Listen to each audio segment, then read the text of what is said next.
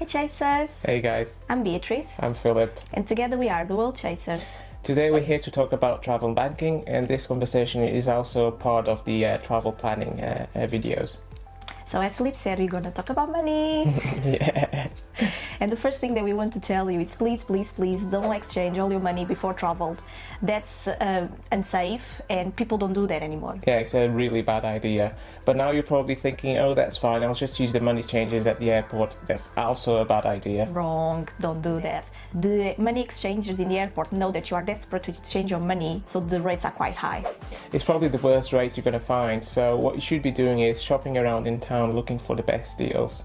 But to do that, you need to get to know the local currency and the current rates at the time. We use an app on our phone, XE, to know the rate. Besides, in some countries, to obtain the best rate, you actually need to negotiate a bit with them. Of course, you can do this in places like Western Union, but if you find smaller money exchanges, you'll be able to do that. Another way for you to get money is through cash withdrawals.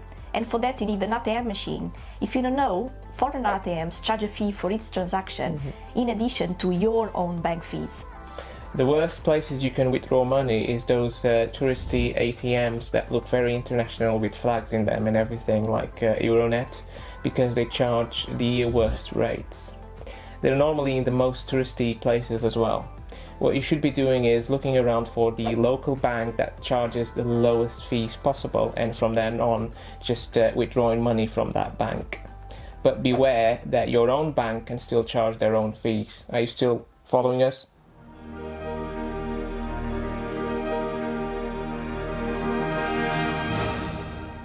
Your own bank not only will charge for cash withdrawals, but for card payments too.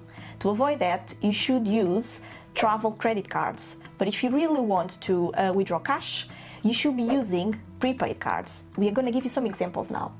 Yeah, we've got a lot of travel banking cards with us. We've used a lot of them, and we've also have some credit cards for travel, which some of them even give you cash back on purchases. Okay, so the first card we're going to talk about is Revolut. I'm sure everyone knows about this card, and we're going to put the information here and some advantages and disadvantages, but we just want to highlight the ATM fees. It's free up to £200 per month abroad, and then it's 2% fee afterwards on each withdrawal. The other thing with Revolut that we've discovered is that they offer cards both in the Visa and MasterCard providers. But if you ask for a Revolut card in the UK, you'll get a MasterCard, and because we asked for one in Portugal, we got a Visa card, and it's good to have both Visa and MasterCard travel banking cards. Next one we're going to talk about is Starling Bank. We're going to put some information on the screen for you to see, but we wanted to highlight the ATM fees. As you can see, Starling doesn't apply withdrawal fees on cash withdrawal, but they have a limit of £300 per day or 6 times a day withdrawals. The MasterCard is the card provider and is only for UK residents. Okay, so the next card is Monzo.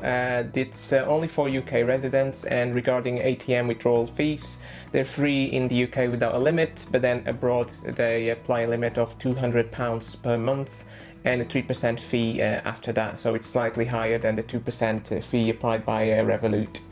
And the other thing is the card provider is MasterCard. The next card is Wise. Here is the information about it. The first 2 withdrawals are free or up to £200 per month.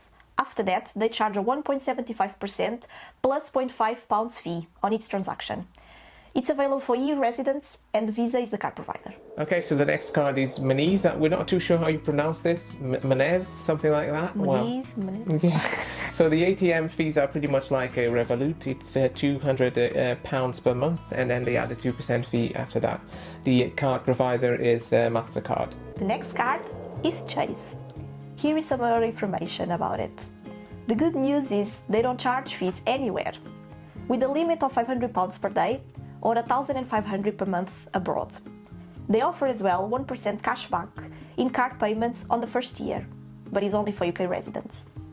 And they are also less secure than their competition apparently, and they've lost some of the client's information not that long ago. Okay, so the next card is N26. Here's the information on the screen again. They offer 3 free withdrawals per month, There's a 1.7% fee if you're withdrawing in a currency that's not euros, and that's because N26 is only in euros. There's a limit of 1,000 euros per day, but then you'll see that most banks only offer 200 to 300 euros per day. And the card is provided by MasterCard. The last card that we're going to talk about is Karsten. Here is some information on the screen. The good news is they don't apply fees abroad, with a limit of £300 per day. Their rates normally are not as good as Revolut's because they apply their own rates. Okay, so that's it, and we've tried and tested a couple of options, and we believe that Starling and Chase are the best options for us. Revolut is also a good option if you're an European citizen. We couldn't finish this video without talking about ATM safety. We travel a lot, and every time that we travel we try to take cash from ATM machines that are inside local banks because it's safer. Yeah, the thing is, with ATMs on the street or in less visible places, they seem to be an easy target for card skimming. That's when someone places a device on the actual ATM and they will be able to collect your data and later on your money. So you can try to check if there's a device placed on the ATM, but we just find it easier and safer to use the ATMs inside local banks. They're a bit more protected. The other thing we had is people trying to help us when we're trying to withdraw money on an ATM. They normally say that they can help you to avoid the local fees, and our advice there is to turn around and just find another ATM. If you feel that somebody's following you as well after you withdraw some cash, a good option is just enter a shop and divide your money and hide in different places because normally they just want to go for your wallet. Yeah. So, to summarize this video, we're going to leave you some key points. First, please don't use money changers or ATM machines in the airport unless you are desperate. Familiarize yourself with the currencies using the Currency XE app.